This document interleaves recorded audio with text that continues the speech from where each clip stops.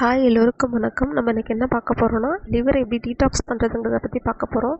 First one கரும்பு juice. கரும்பு ஜூஸில் உள்ள ஆன்டி ஆக்சிடென்ட்கள் கல்லீரலை நச்சு தாக்கத்திலிருந்து காத்து பிலிருபின் லெவலை கண்ட்ரோல் பண்ண யூஸ் ஆகுது.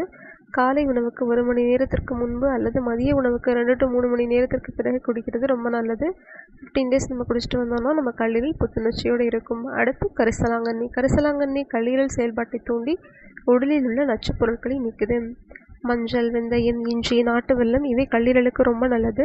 திராட்சை, பேரிக்காய், எலுமிச்சை, தேங்காய், பீட்ரூட், கேரட், நெல்லிக்காய் கல்லீரலை சுத்தம் செய்ய யூஸ் ஆகுது.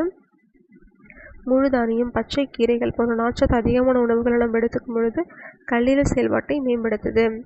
ஆல்கஹால், ஜங்க் ஃபுட்லாம் தவிர்க்கிறது ரொம்ப நல்லது.